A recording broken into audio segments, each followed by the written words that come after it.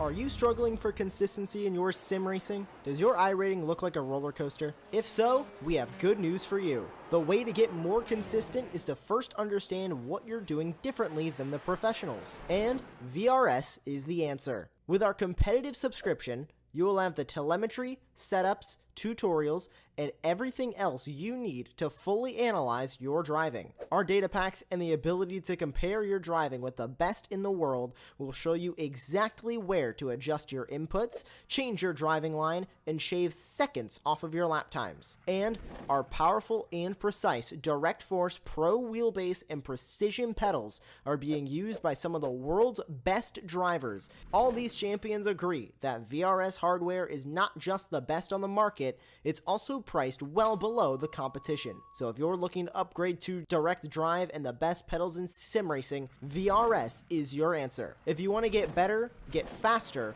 and make it happen sooner rather than later, you owe it to yourself to find out why so many people are switching to VRS. You'll be so glad that you did. Visit www.virtualracingschool.com and learn why the best use VRS.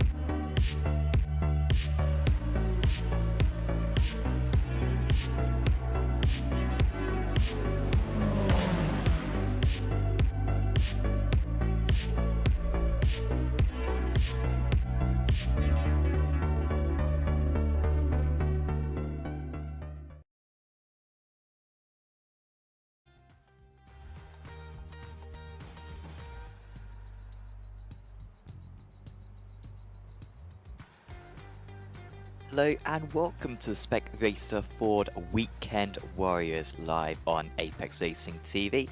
My name is Sam Fitzpatrick. I have got Dylan Christie alongside me for this round 4 of the championship tonight. Jonathan Grabowski is operating the cameras and we are here at Scotland. It is the Knockhill circuit, our host for this round of the championship. Dylan, this is not the shortest circuit I think we visit all season. We visited Tsukuba a couple of weeks ago, but this really does give it a challenge. This is such a tiny circuit, barely any corners, and lots of elevation change involved, and I think a lot of lapping as well in this hour-long race. Yes, this is not our shortest circuit, but it's definitely one of the most exciting. This 9-corner circuit has so much elevation and chicanes and cool corners for this 43 car grid to take on over this 40-minute race, and I think we'll see a lot of good passes, a lot of good strategy going on, and put on top of that, we're gonna have a pit stop to mix things up, so I think it'll be a good one. Yeah, I think so. I think that pit stop could be really important if overtaking is tricky, which isn't usually the case in these Spec Racer Fords. These are very raceable cars, but it can be tricky to overtake maybe around this Knockhill circuit, at least in other cars. And you'll notice as well, we are using the National Reverse layout, which is possibly the most obscure layout you can possibly have. I know that people really boast about the fact that this circuit can be run both clockwise and anti-clockwise, Dylan, and we are taking full advantage of that tonight. What do you think about this national layout? I mean, does it change much in comparison to the international, or is it pretty much the same, kind of whichever layout you use? Well, I'd say the biggest difference is going to be that that hairpin not being in use, but I'd say there's going to be still a lot of speed carrying a bunch of speed down that straightaway into that braking zone. I think is going to be the biggest passing opportunity for these drivers. And whichever layout you run, there's going to be a lot of chicanes, a lot of elevation, and I think that consistency and managing your way through traffic and getting passes done despite most of the corners out there being chicanes, I think is going to be the key to a long and successful race. Yeah, absolutely agree. And yeah, overtaking your rivals and overtaking backmark as well. I mean, I've been racing Indy cars around Long Beach this week, and so I know the pains of lapping cars. It can absolutely drive you crazy, and I think I was having it pretty kind compared to these guys, because in 40 minutes, it's going to take barely any minutes for us to start having lapped cars, because this is such a short lap, just 47 seconds long is a lap around this circuit. I believe we can show you the standings, the championship standings, going into this round of the series. Just 3 rounds completed so far, so plenty more time for the drivers to come back. We've had Monza, we've had Mid-Ohio, and we've had Tsukuba so far. And Aeronom has been absolutely dominant so far. He's on 299 points. I believe 2 firsts and a second so far for Nom. Arabian in second place. Winner was the winner, I believe, last time out at Mid-Ohio. So he's in third. There's Elson and Green rounding out the top 5. You can really see this gap that Nom has got up at the top. That's the Spec 1, so the highest division.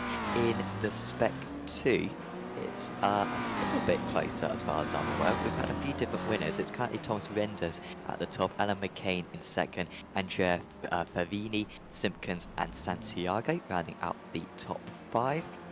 Still all to play for that one. Really, anyone in that championship could still come out on top, honestly. And then in the Masters category, and this is for the drivers who are 55 years of age or older, Murakami was really dominant for the first 2 rounds of the championship. Didn't have a particularly good Mid-Ohio. Stevie Ray and Antonio Reyes were able to close the gap. I think Burkitts as well also had a decent round last time out. So Murakami looked quite unassailable. I think he's the reigning champion in that series as well, but some opposition coming his way last week. Hopefully we see more of that this time as we go to the warm-up session. And yeah, nice and cloudy out here. It's not the foggy weather that we sometimes get in Knockhill in the sim, and also on the real life as well, as we see the track conditions up at the moment. I always ask this to fellow commentators, Dylan. When it comes to these sorts of warm-up sessions, I would never go out on circuit. I want to put my feet up, I want to relax, I want to eat some ice cream. What would your tactics be in a warm-up like this just before you go to a race? Would you be putting in a bit more practice, or would you just be relaxing before the event? Yeah, same for me. No way. I think that hour-and-a-half practice session is your practice time. And then after you go out and set your qualifying times, you need to shift your mind away from that qualifying, single lapping mindset and get into that race mode. So for me, I would be thinking about where I'm going to make passes, what my strategy is going to be for the race. If I have a spotter, I talk to them about for pit stops, what time and how we should be doing that, and just getting in that race mentality. So yeah, for me, I'd never go out for warm-ups. I think that, qualifying, which is always so important, but that's really your main time to think about doing that single lapping that you would see in like warm up and practice. So for me, if it's between, taking 5 minutes to do more laps or to get in that race mindset, I'd be sitting and thinking about, what am I going to do on the start? When am I going to pit stop? And how am I going to make the most out of the race? Definitely. And yeah, I mean, I'll be checking over settings and stuff as well, just making sure that I got everything correct. Don't want to have like a faulty setting that you got to survive for 40 minutes or so. So yeah, I'm sure all the drivers will be onto that, and yeah, should be able to avoid any problems like that. By the way, shout out to RaceVoice as well for this series.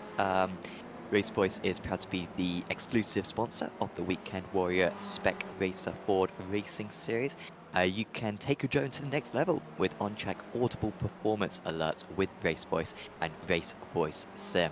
Hear miles per hour, turn entry and exit speeds, upshift alerts, and other performance metrics which are selected and configured by you. Go faster with the speed of voice, and Weekend Warriors get 50% off annual sim pricing just using the promo code of WW50. So huge thanks to RaceVoice, and yeah, do check them out if you want to improve your performance a little bit on iRacing. That sort of information is absolutely critical, particularly in races like this when you've got a pit stop involved. as the checker flag is out and we are transitioning over to the grid. I'm not sure if we get a full formation lap actually around this. Like, it's such a short lap. I feel like he may as well go do it. And we are going to have a full formation lap, which is quite rare on iRacing nowadays, but here we are. There is Nom then on pole position. Doesn't always get pole position, actually, does Nom. He was qualified down in 6th, I think, at Sukuba and still won. So that's ominous. That is at the top. Then it's Arabian Campbell doing terrifically well there up in 3rd. Then it is Lin, Viger, Castro, Murakami. What a performance from him, the Masters driver, lighting up in yellow up there in 7th. There's Austin Winner, who'll be really disappointed with that qualifying, usually up in the top 3. Elson, Marnie, West, and Renders is top of the Spec 2 drivers. Then it is Michael Nelson, Paolo Gori, Flavio Andalo, Jason Green, Johan Butenga, Alan McCain, Just Simpkins, Jeff Jacobson, Ian Gibson. Then it's Myro Huraski, Edgar Sancinelli, and Jesus Rodriguez in 24th. And it's Bradshaw, Vaymans, Leone, Mulder, Favini, Jackson, Chespidi, Laurie, Kern, Flag, Santiago, Vaglini in 36th. Kern, apologies, I've gone backwards, doing me. Longin in 37th. Victor in 38th. Then it's Samuel Dick, Guy Warbolt, Joshua Flores, Mark Carter, and Charlie Vaccaro. Running out the 43 cars for this race. And we're already halfway around the laps. That's how short the lap is. We are really looking forward to what we're going to see over the next 40 minutes. Yeah, it's going to be a really, really close one. Something interesting about Spec Racer Ford and how competitive this race is that the top 20 are within, like, you know, a second and a half, and I think that's pretty impressive for these drivers as we get underway. Yeah, just negotiating that that chicane, which even on the formation lap can cause problems. Watch out for the first corner. It could be crazy. We had ARLTC, it was crazy. Lots of drivers are going to be sliding off wide for the first part and the second part of that corner. So keep your eyes on at the back. Let's see if Nom as well can get a good start, go for his 3rd race win of the season.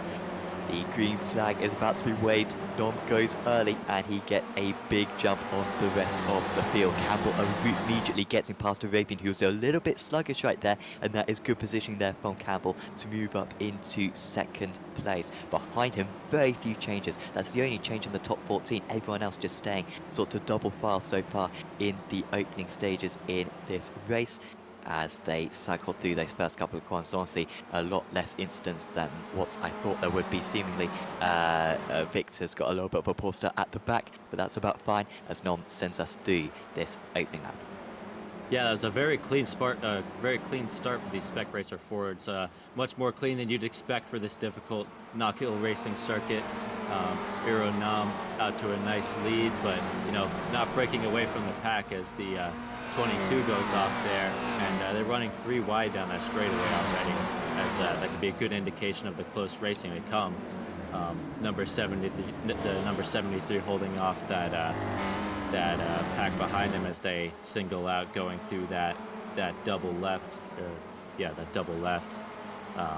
So yeah, Dudo Castro holding off those rest of that pack as the car goes off. I believe that's the number 40 of Jeff Jacobson, falling down to 38th now.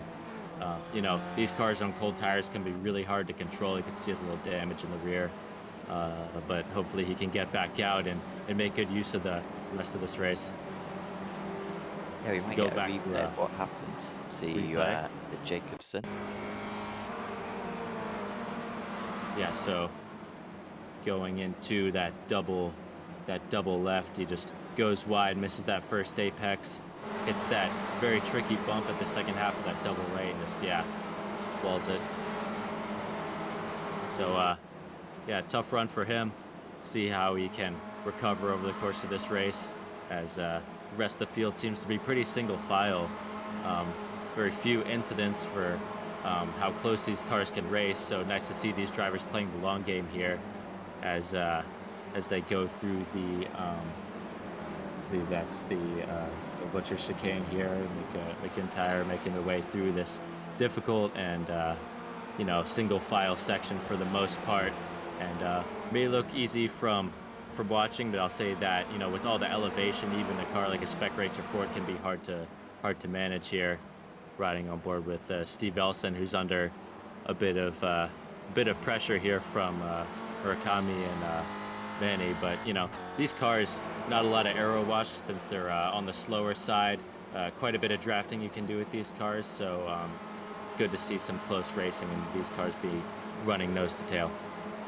Yeah, it seems like Renders has had a little bit of a problem in all of that. Renders, who started, I believe, at the top of the Spec 2 drivers. Now it's Andalo at the top of the Spec 2 drivers. You can see how they're all in a group, and that's what we like to see. We like to see drivers who are in the same class. Also, I'm seeing Renders, maybe just on my screen, attaching a cone. I think that may have disappeared now, and he is trying to come back. But yeah, I think he made a mistake on lap or at turn 1.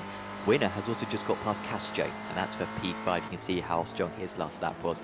Renders just crossing the line as well, and he lost 4 seconds on that last lap. Oh, we're going to have 3-1. Oh, and he swipes across Castro, I think was moving across for the move, and he takes out the innocent Manny there, who was just trying to gain an extra place. It's very narrow, but there was space for Manny initially, but I think the driver ahead of him just did not see him coming, and that was a big impact, and that's going to send Manny way down the order. Yeah, it's a tough one for George Manny as we go and see a replay here, and going through that tricky double left. It's just like 2 cars running side by side. 73 gets tripped up, Manny goes to the inside, and ooh, that looks like some contact with Mokami there, and just sent the 73 into George Manny there. Yeah, I didn't realise there was contact initially, but yeah, there was contact. I thought it was just a move across. But yeah, that is a shame to see that. So Andalo now up to 13th place. I think he's just got past me. He's absolutely flying along right now. But bad news for Winner, who is always, or so far this season, has been a constant challenger to Aeronom. He's already 6 seconds off the lead. Really disappointing for Winner. That qualifying sent him down. And honestly, his race pace, whilst he has been gaining places, don't think it's a whole lot stronger. And Nom just looks totally comfortable out there right now. You can see that a purple lap time continuing to extend that lead. Yeah, that was really tough for Castro, and yeah, it just looked like he got into it with Murakami. You know, this track is very flowy, and there's not an elevation and room on the track, but really there's only one line, so it's really tough to try and manage even 2 wide through sections like that turn 1 and 2 hairpin. And you know, if you get it wrong in these cars, you know, the rear could step out, and if there's another car there looking to make it 3 wide, then that could mess up many cars' races. So, you know, if you're in that mid-pack, you know, it's kind of all on the table. You want to go for a move, but it's not always going to work out in your favor. You know, sometimes there's nothing you could do about it. You go for a move. Sorry to interrupt, but just Renders, championship leader, has had an issue, and that was what the yellow stripe represented. Oh, this was such a good opportunity for Renders. Qualified so well. And now he's, I think that car's not damaged, but he's just letting pass. No, I think maybe it is damaged because he's continuing to let drivers past. So that's a huge shame, and that is great news for some of his championship rivals here. It is going to be, so it's going to be over the chicane. And has he made, so he's actually very close to the car head. Oh no, it's the 319, so it's the first uphill off the back marks, because they all run wide. And despite actually keeping it more on the track than many others, it was our championship leader who lost the car. I'm trying to figure out who that was. Was that Baglini, I think, maybe involved? Don't want to name and shame, but that was awful driving right there. He should have let past a couple of corners earlier. Riding on board with Baglini here. Yeah, Tuife had damage, so you know, he maybe got that recently. Tried his best. I didn't mean to use the word awfully. I apologise, but he just positioning his car slightly wrong. That tricky scenario around this Knockhill circuit. Yeah, that's tough. You know, managing lap cars when you're in the fight for a championship is always a struggle. You know, and it's psychology for the most part. It's just trying to predict what the car in front's going to do when you go by, and especially around this tricky Knockhill circuit. there aren't many places to pass. So if you approach a slowing car Ooh, into the change for the chicane, you lead. have to make a good Sorry to judgment. interrupt once again, but Campbell takes the lead. yeah, has changed. Campbell leading. And was that a mistake there from Nom? Because I think he was quite comfortably ahead before. Going to a replay here, see what happened to Euro Nam. It just looked like Sean Campbell got a run. Euro Nam goes defensive, goes to the inside. Or did he? No. Oh no, he seems to have not really put up much of a fight there, playing the long game. And you know, these slower cars, that's a lot of the strategy that goes into it. You know, is not putting up maybe so much of a fight in the earlier stages will allow the maybe the top 3 or 4 to pull away. So you know, Nam has lost the lead, but a smart driving from him just to make sure that more cars don't catch up and they can keep the momentum going, as Nam seems to be still on the back of Campbell. Should be in a good spot to maybe get that lead back, and they can, you know, keep swapping positions and just keep pulling away with the draft. Drops a wheel though. Nam definitely probably thinking at this point if that was the best decision, or if he should have held on to that lead and put up more of a fight. But yeah, Nam all over the back of Sean Campbell, looking to hopefully take that lead back, as he's shown good pace and consistency as they make their way onto that front straight. Nam in the draft right here, seeing if he can make a move. And yeah, as you can see, they're not really putting up much of a defensive, the leader's not really putting up much defense to the inside, as that would slow down the whole train of cars, and then, you know, you get more cars in the mix. And that's sort of how the draft racing goes here, is you don't really put up much of a fight for the lead, but then you lose momentum, and the leaders, you know, the first place will keep sort of swapping and going back and forth until the end stages, when drivers really start to care about being in that lead. But for now, Campbell, Nam, and Arabian holding on to that top 3 pack as they navigate their way past some lap cars. It's seemingly been a problem for Winner on this lap. I think he's just lost about 3 seconds. He was ahead of Murakami, but this night for Winner is just going from bad to worse. So it's all by himself. Or no, is it going to be another back marker? It is, and that one maybe wasn't so much of the back marker's fault. It's tricky to predict right there, honestly. That is Marnie, who of course we saw go off the circuit through no fault of his own earlier on. So an experienced driver. Is Marnie one of the fastest drivers out on track? But it is tricky, and that pit exit is very tricky. We were discussing beforehand, I was giving a 25% chance. But if I was a bookies, I would be offering 4-1 odds on the race leader making contact with a back marker. Honestly, if someone did put a bet on that before the race, I think their odds have helped me feeling quite confident about it right now, because we're about to head into traffic for the race leaders, and we have had quite a few problems already. McCain is another one with issues. He is one of the front runners in the Spec 2 Championship as well, so lots of these drivers in the Spec 2 title race having problems so far. And Ole Elson's had a problem now as well, so many drivers making mistakes, and Elson's the next one. He's had a proper spin there. So I could go into a replay of McCain here, see what happened to him.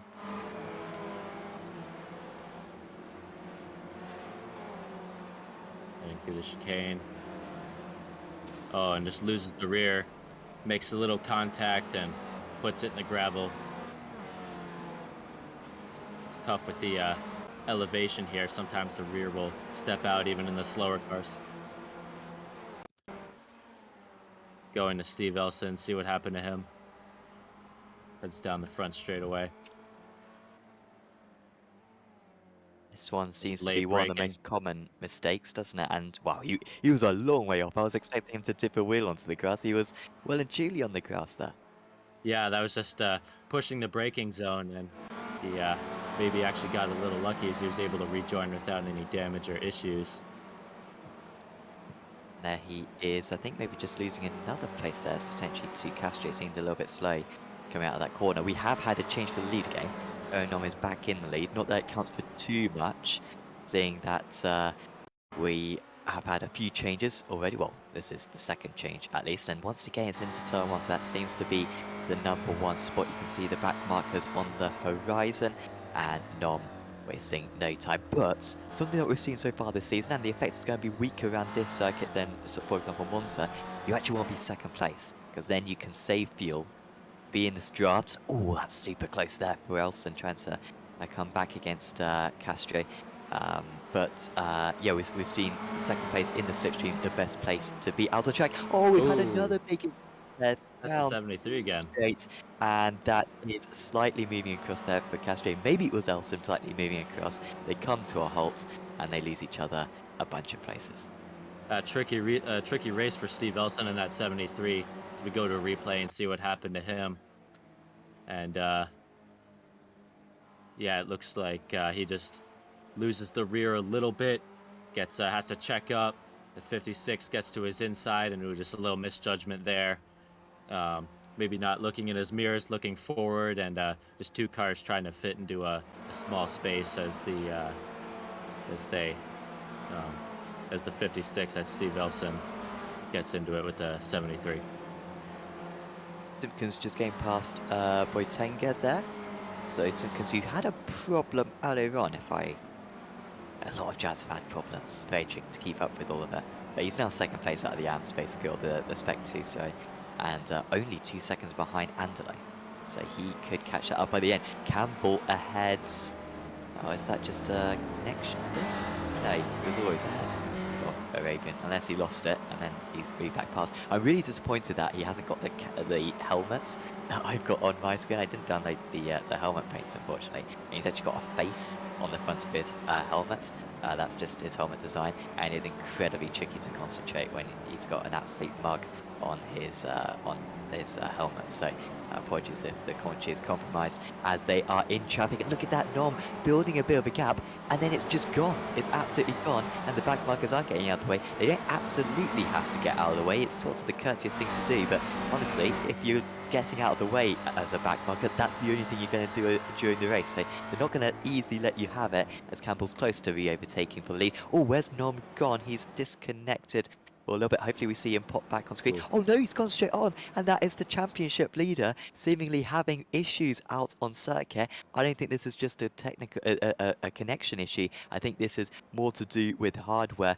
because it seems to have compromised his driving as well. And Aero Nom, the defending champion, is slipping down the order. Yeah, that's really tough for Nom. He was your championship leader, and seems to have been out of his hands a little bit, as he seems to have just disappeared from the string. And we'll look for updates to see what's happened to him, but a really tough run for him, our championship leader. And yeah, Arabian seems to have taken hold of the lead now. Him and Campbell occupying that top pack that, you know, Nom used to be a part of, but now it's just Arabian and Campbell, that top two, now that Nom has fallen out of the race, as he's already a lap down. So yeah, I'm not sure what happened to him. If it was maybe just disconnected or something like that. I'm not entirely sure what happened to him.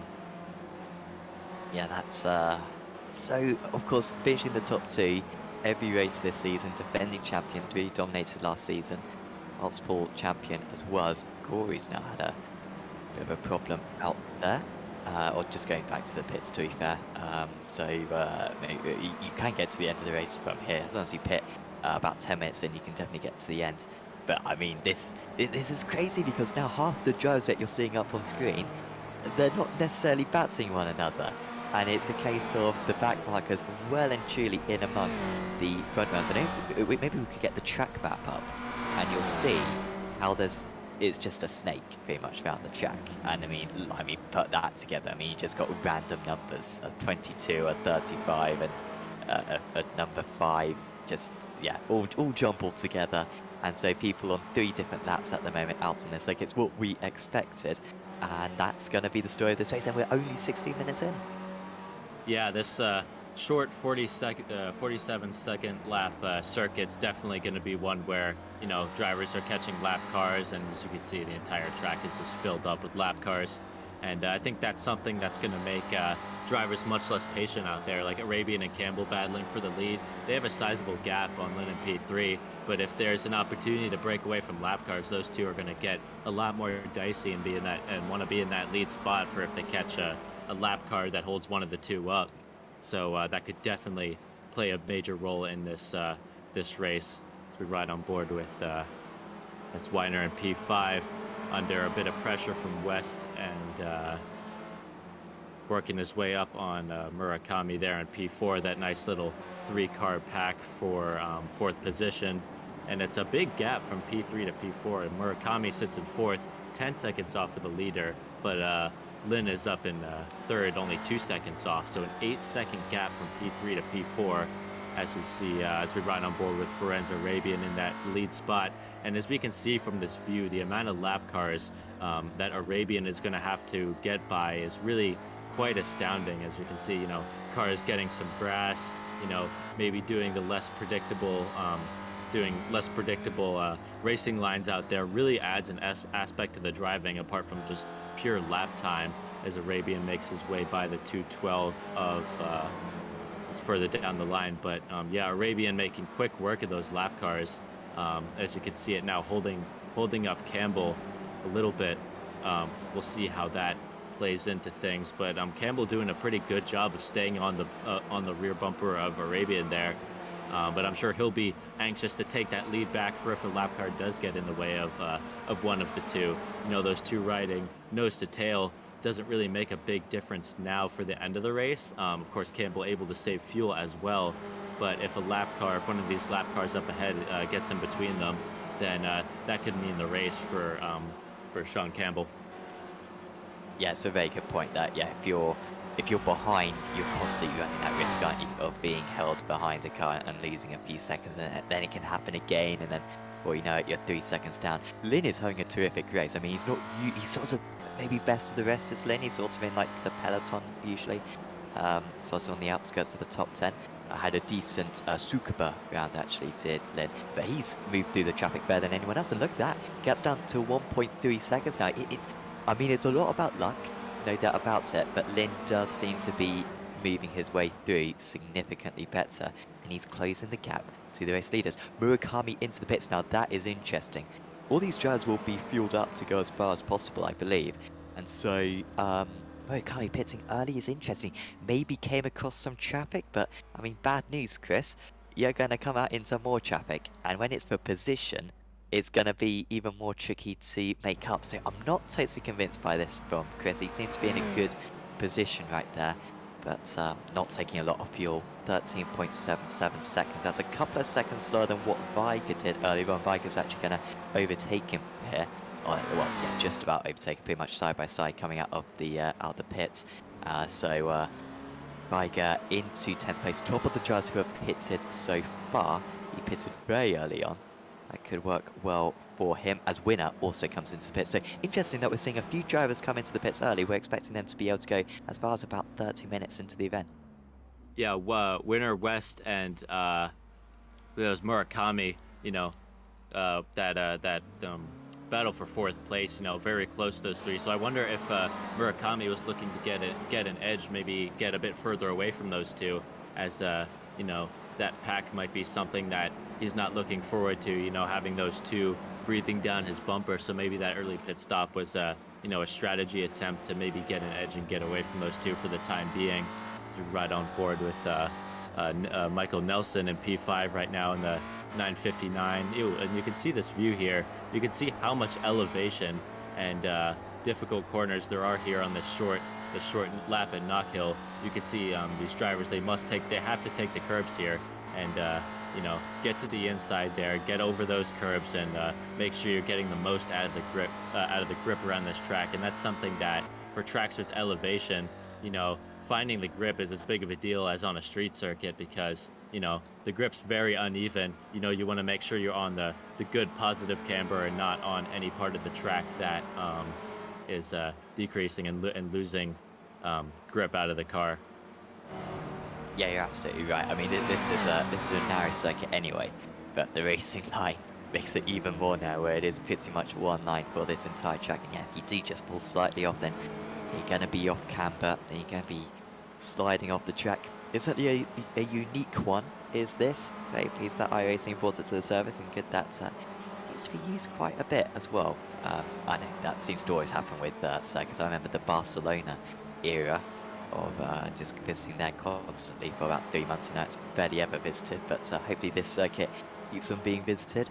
So Campbell and Arabian, all of a sudden, oh no, Ooh, and the leader's that's off. our race It's leader. Arabian taking too much curb there. He spins off the circuit. It wasn't a whole lot more than he usually does, but it was just a few too many centimeters there. Unstable, the car spins round, and your second place in the championship, maybe even championship leader on tonight with the problems for Aaron Nom, makes a crucial mistake, and he's down to third. That's really tough for Arabians. We go to a replay, see what happened with him and that tricky curb. And, you know, just as I was talking about how you have to get over those curbs, you know, it makes this so difficult, this track. And, oh, yeah, it just takes that red curb, gets some air time, and the rear just disconnects and turns the car around. So really tough for Arabian there, as he was your race leader. And he falls down, I believe, to P4, P3 that is. And, you know, he's still in P3 right now. He had a 10-second lead with him and Campbell at a 10-second lead, and you know, going around, he still comes out in P3. So that shows how impressive of a start he had. But unfortunately, that's going to be really tricky for him to claw his way back up, as there's a 7-second difference between him and Yunzi Lin right now in second. Yeah, he needs to I don't know, he's going to need very good paces near Arabian if he's going to catch up. He needs some luck as well. Simpkins, oh dearie me, what's happened to Simpkins? He seems to be dropping down. He was second place, at least at one point in this race. I was saying how he had a problem earlier on before. I'm not sure if he actually did, but he's got damage on that left front. Yeah, so I wonder if he'll come into the pits early. They do get a faster pair, do these drivers, so we'll be able to get that fixed. And you can see he didn't have the damage at this point, so here we are going to see the crash is going to be quite a big one. Runs a little bit wide. Oh, he just taps the grass. That's an unlucky one there. And to be fair, the damage won't be too bad. He will have the choice to continue if he so chooses. Won't absolutely need to take the repairs, but he does come in early anyway. But that's a game for Simpkins, who was on for probably a top 10 overall. Yeah, we're seeing a common theme with mistakes of these drivers really coming down to the elevation and the rear just sort of giving up on these cars as the driver, you know, if a driver takes the wrong line and the rear, you know, loses grip, it could be that, you know, loses grip altogether and turns around. So that's definitely a common theme of these cars on this track, and that's so tough to get right, is, you know, getting that racing line perfect, you know, precision, because, you know, you turn in a little too early, clip that curb, or turn in too late, miss the apex, you know, the rear could lose grip, and that could be your race over if the car turns around on you and you end up getting some wall and getting damage. Lin's had a poor lap recently. That gap's gone from 2 seconds to 8 seconds, which is a shame because we were having a really good three-way battle for the lead. And then Arabian with that self-mistake, and Lin with an instant himself. So Campbell now a long way clear. A long way clear. And of course Campbell, you can see he's grey on the timing tower. That's just because we haven't assigned him a class yet, but I'm sure he will be Spec 1. Well, he's got the car number 20, so that does mean that he is Spec 1. It's just not coming up on our overlay. But he, I assume, has never won a race. So any stats people in the chat, you know, about this series, feel free to let me know. But I don't believe he's ever won a race, seeing that he seems to be quite new. And so, yeah, this would be a big moment for him. I'm not sure if Lin's ever won a race either, to be fair. So, Lin has won a race, in fact, we are being told. So. And he beat Nom at Silverstone, apparently, last year, did Lin. So he has got experience on the top step of the podium, but not Campbell. So we'll see how that works.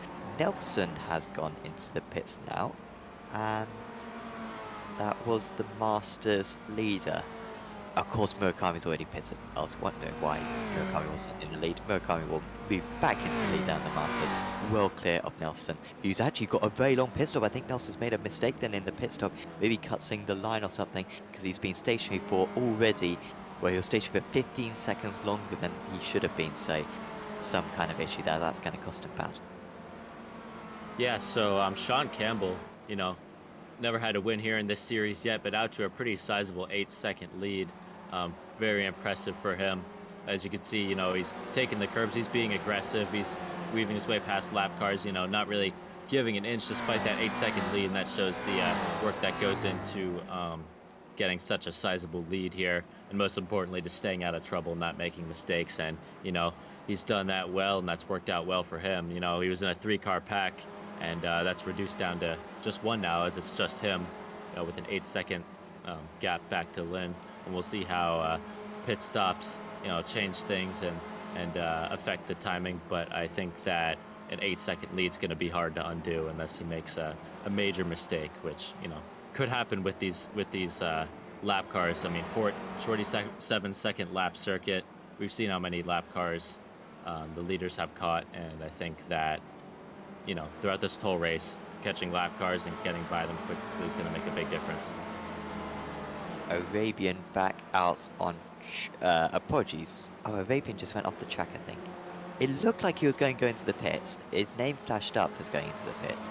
He didn't go into the pits, and he's lost a place to West. So Arabian, after he was so good earlier on, now he's making some mistakes seemingly. But he is back down to 4th place. Of the drivers who has pitted, Austin Winner. So Winner might be around, could he be 2nd place? Because what's happened to Lynn now? I think Lynn's just, apologies, no, that was just our timing screen glitching out for a second. No, that is legitimate, isn't it? Yeah, he's just lost 8 seconds on that lap, did Lynn. But he's had 2 bad laps in sort of the past 10 or so, as Lynn, and he is now 16 seconds behind Campbell. I mean, you will not see a bigger gap in Weekend Warriors. We're not going to count our chickens yet, as oh, it's a similar mistake. Well, he's already got a warning there, and then he's carried a little bit too much speed, dips the wheel onto the gravel, and spins around, and a little bit slow as well to get back underway. So that is why Lynn lost time. And honestly, this all means, I think Austin Winner, when everyone comes into the pits, I think Austin Winner's going to be up into 2nd place, which was looking like something that would not happen earlier on when he was struggling. But this, since his pit stop, he's had very good pace. Yeah, very tricky for Lynn. You can see the rear just getting loose on him, and stepped out, got some grass, and that's just giving an even bigger lead to Campbell. As you can see a good battle between Lynn, West, and Arabian coming up soon, as those 3 are within a second. And we've seen these cars can pass pretty well considering the circuit. So I think that might be the battle to watch for your S1 class.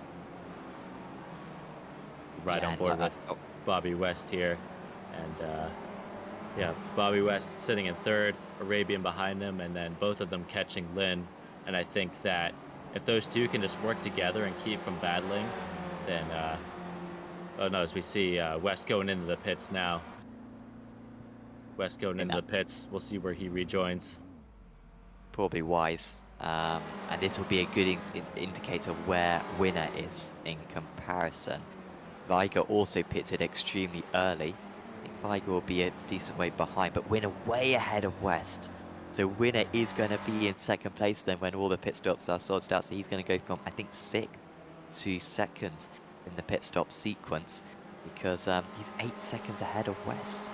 And even is, West still ahead of Viger as Campbell comes in, and he can take all the time he wants with this one. Let's get it stopped.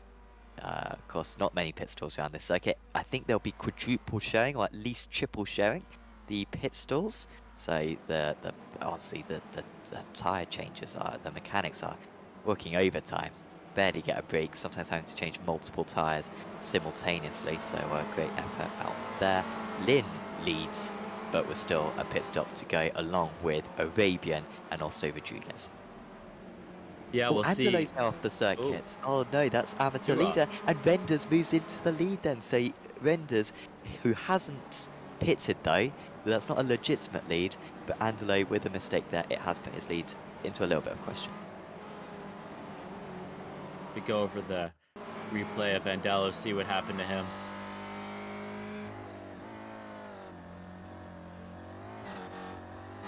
Oh, looks good from here. And just clip that grasp beyond that curb, and you know, the car just wouldn't take it. Rear seemed to turn on him, so tough run for him. But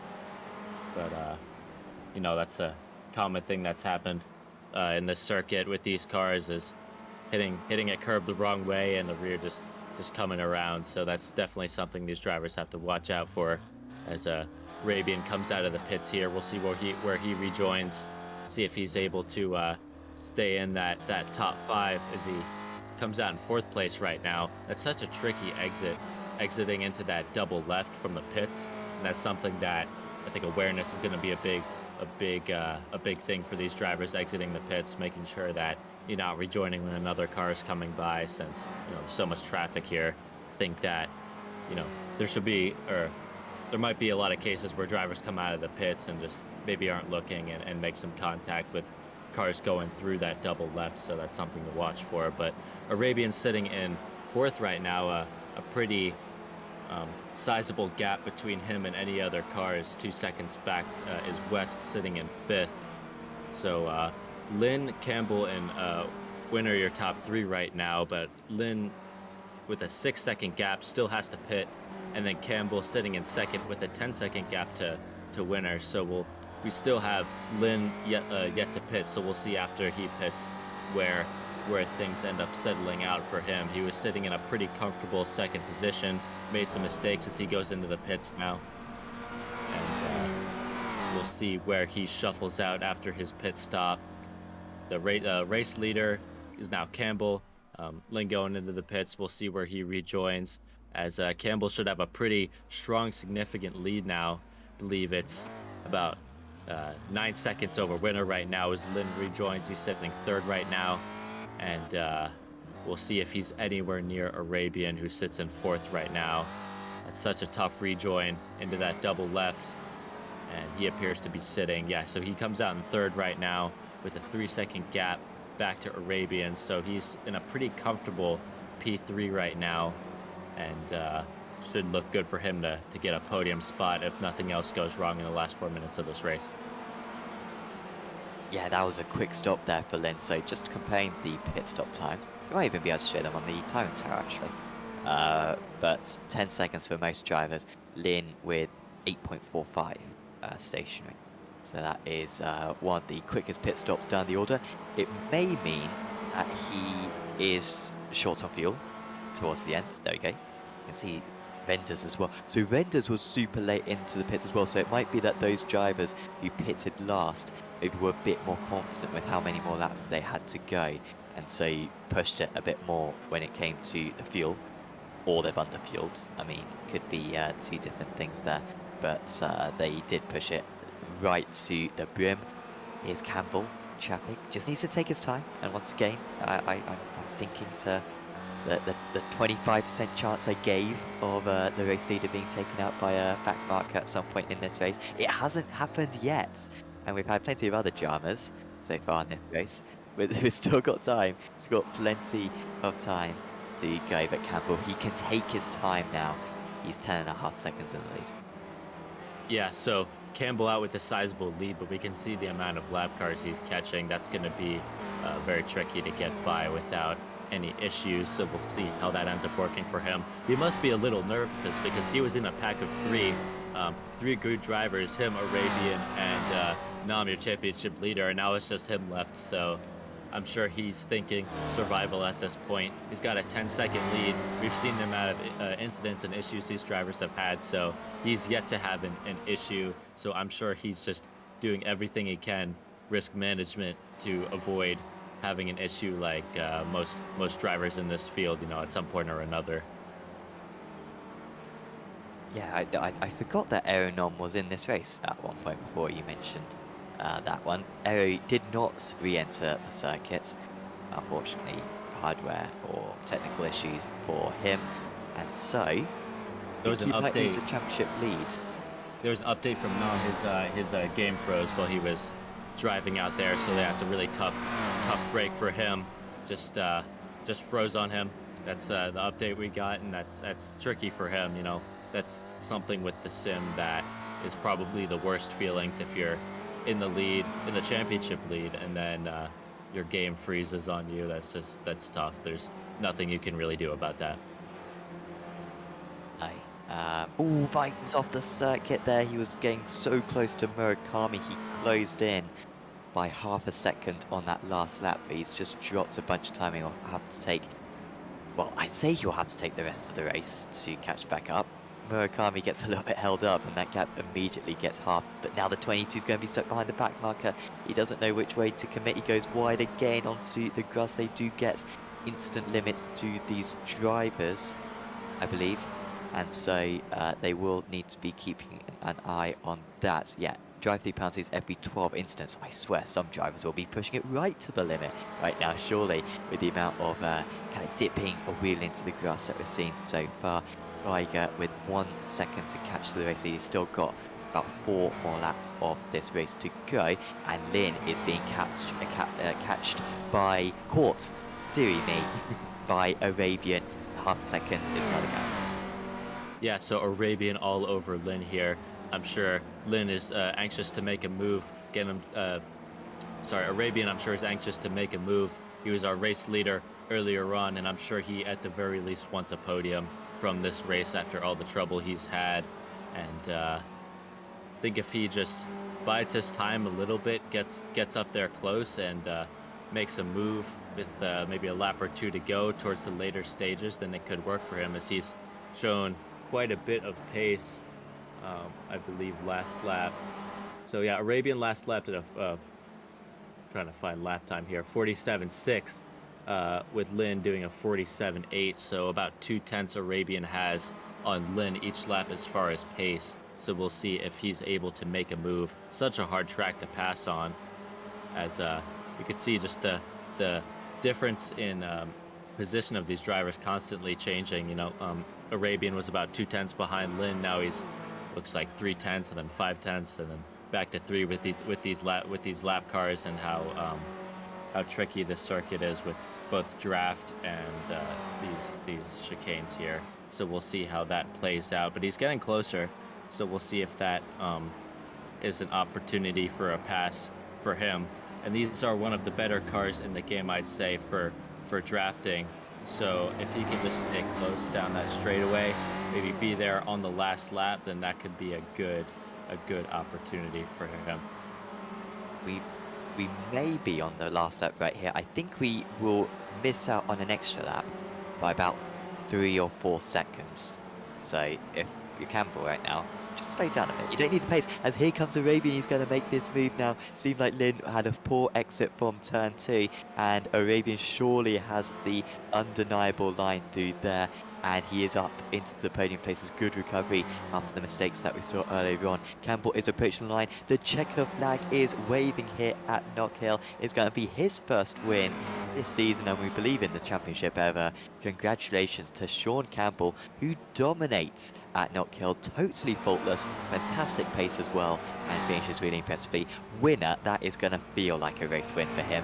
He may well move into the championship lead. It's going to be close between him, Arabian and Nom after this round, but considering how he was way off the pace in qualifying and in the early stages, finish in second place is a miracle for him.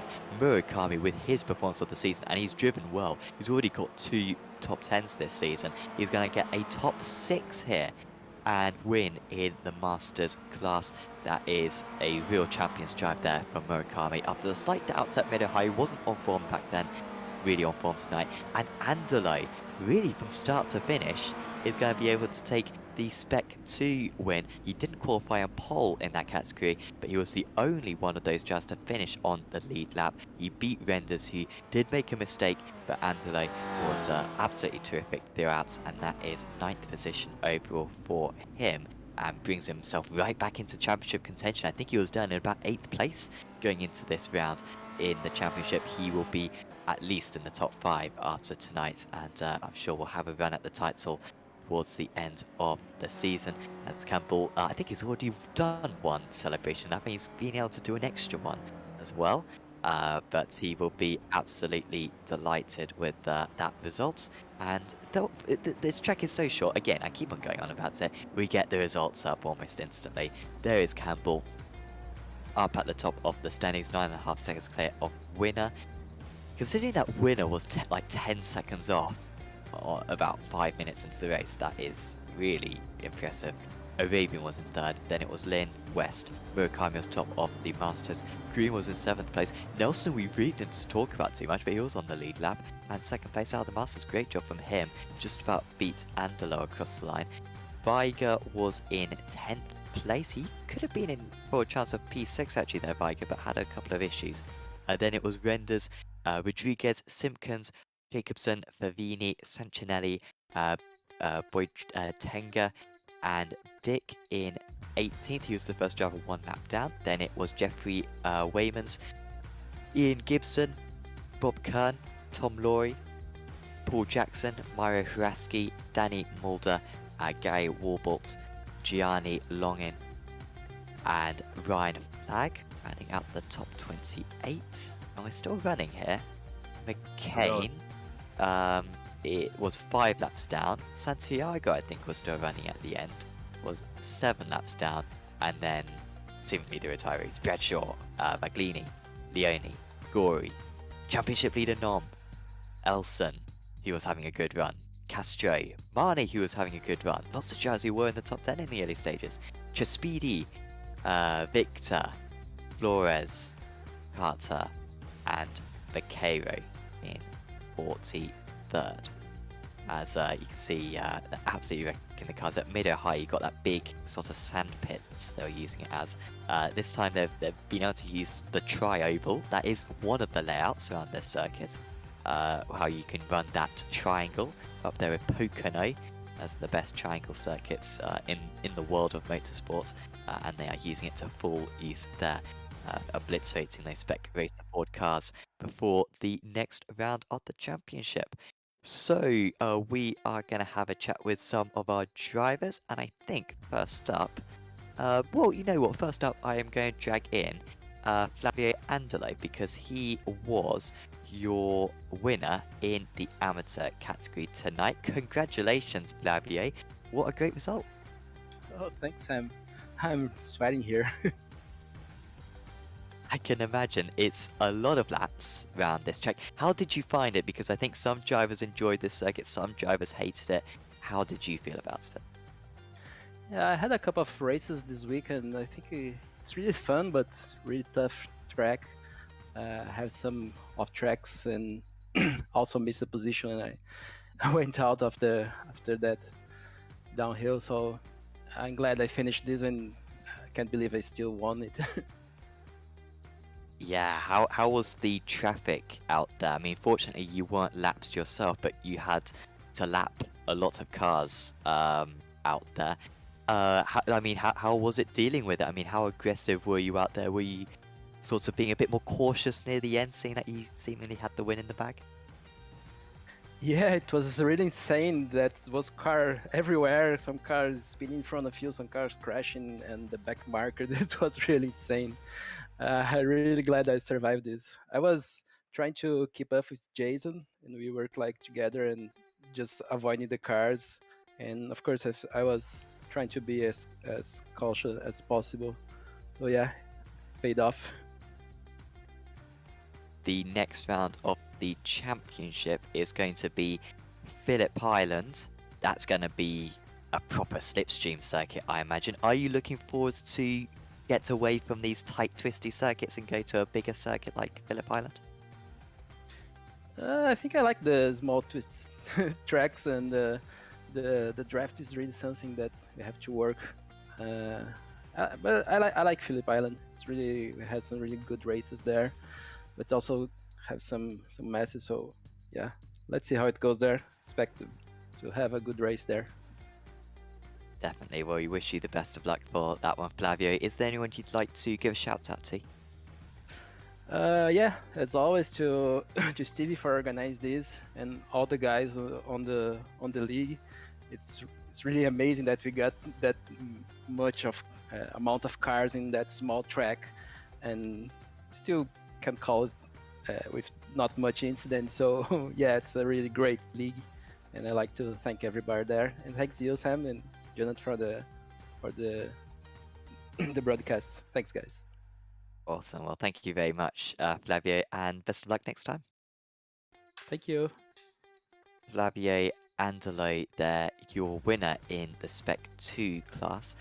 Dylan, would you like to take an interview, or I can take Certainly. the remaining? So let's bring in Austin, Austin Winner here, our winner in the Pro S1 class.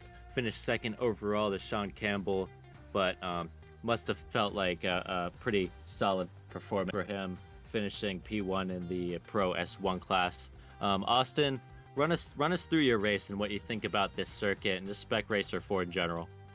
Well, I'll start in the reverse order. The Spec Racer Ford's awesome. I love it. I kind of miss the H pattern, but the sequential's not bad. Just takes some getting used to.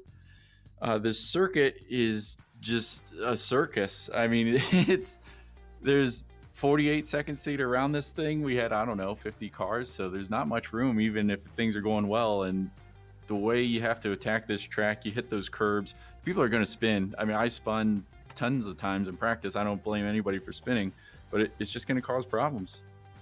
Yeah, certainly. Such a tough circuit. So many lap cars to get by. You know, not pace isn't the only thing that matters here, right? It's getting by those lap cars and just staying out of trouble. So overall, you happy with your performance and how you've done in this race, considering the circumstances? And overall, you happy with how it went? Yeah, I think I did a poor qualifying. I had trouble getting a clean lap in there with all the people on track. So I started 8th and then ending up 2nd. And I had a few incidents myself. I think I had some contact with somebody coming out of the pits and I had a spin.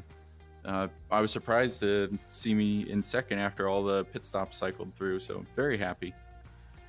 Yes, so that's great. Austin Winner up from P8 to P2. That's a great run for you. Do you have anyone you'd like to thank for this race going so well for you? For this race, I don't know. I guess people ahead of me messed up, but I didn't see them. So I just want to say thank you to Stevie Ray for running this league, though. It's great every week. Yeah, so that's great. Stevie Ray putting up this great Weekend Warriors series, and great to have you, Austin. Can't wait to see what you do over the rest of the season, and good job, dude. Thank you. And winner there, your first place finisher. We'll try. I'll try to stop echoing every word that you say, Dylan. Right. But it was good performance there from him. We've got Chris Mokami, your Masters winner, there in 6th position overall. Congratulations, Chris. What a top result. I mean, you've had a couple of top 10s so far this season, but I mean, this is a whole new level. Yeah, I think 6th is my best finish in a long time, for sure. Years. So, wow. Yeah, happy. You say years, very much like sort of indicating your experience. Do you think that was useful out here tonight? Because there was so many factors to deal with. I mean, a tricky circuit, lots of traffic. Do you think that kind of experience was useful out there? Oh, anytime you get more experience, it's always useful. What happened with me is I had incidences early, like 1/3 of the race, and so I couldn't afford to get in more. And probably half the race I was on 8, and if you get tapped once, it's a 4, and then you got to do a pass through. So, wow, I was just very fortunate that I didn't pick up anymore. We saw you come into the pits really early. I think you were one of the first drivers to come into the pits. What was the logic behind doing that? That was it. I had about 4 or 5 guys in front of me, one lap down, and all it takes is one of them to hit you, and I would have been done. So I just said, heck, I got Austin, and I'm not sure who else is in back of me, but they're gaining on me, and I just said, hey, you know what? I'm pulling over and trying to get in a situation where I'm driving by myself, and pretty much after that, yeah, it was like that. Matt had more speed than I, and I didn't want to get any damage, so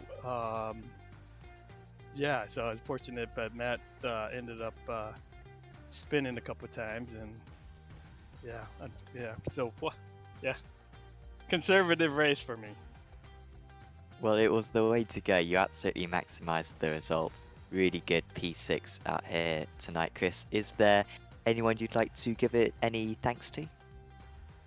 Well, thanks everyone involved. You know, you guys, Race Voice, Steve, the guys. It's a ton of fun, and I really enjoy doing this whole thing. Awesome. Well, thanks for jumping in the interview room with us tonight, Chris, and best of luck for Phillip Island next week. Yeah, and thank you too. Chris Murakami there, your 6th place finisher overall. He started up in P7 as well, so really good pace throughout. And yeah, that consistency, absolutely crucial for him to achieve that terrific results. So Dylan, really good evening of racing. I mean, not all the races are like that. That was a weird race because of the amount of traffic. I didn't think it would be that extreme. But maybe it gives an indication of what Spec Racer Ford is about. A lot of drivers and some high quality racing. It was impressive, sort of the lack of incidents we had in the end. Yeah, that was tricky. Doing my best to follow everything, but it almost reminded me like a short track race on an oval where you're always catching lap cars and passing them. And definitely tricky, somewhat weird, but enjoyable race. I always like watching Spec Racer Ford races. It's not a car I've driven a lot, but just to watch, it's been some of the best racing, and this week has kind of shown that there's just so much going on. There's always something to cover, and I'm happy to have been a part of this week watching this great series. Definitely, it's been really a good race to the championship. We can't leave the tight twisty circuits. We've had Super, we've had this one, of course. We head to Phillip Island next week. Certainly hope that any viewers are going to watch that one along as well. I'm sure we are going to have 40 plus drivers for that round once again. Quick shout out to Race Voice once again, and of course if you want to get someone to deliver you very useful info whilst you're racing around in iRacing, do check out Race Voice. Huge thanks to them for supporting the series. I don't think this broadcast could go ahead without them, so massive thanks to Race Voice for making this series as good as it is. Of course, if you've enjoyed this video, do make sure to like it and also subscribe to the channel. We've got lots more racing coming up. I think we've got the season finale of the ARL Mazda Cup tomorrow. That one is usually very good to watch. We've also got Rick Maytech tomorrow as well. We've got ARL GT3 Trophy. We're going to have the new season of the Apex Racing League Toy Car Championship coming up in a few weeks. Of course, we've got ARA F3, the 3.5 official series, and loads of other racing as well on Apex Racing TV. So subscribe to the channel. We've recently got to 14,000 subscribers, so we'd super appreciate it if you could take us one closer to 15,000 for the future. But for now, from myself, Sam Fitzpatrick, from Dylan Christie, and from Jonathan Grabowski, we are going to say goodbye, and we will see you back next time at Phillip Island. See you then.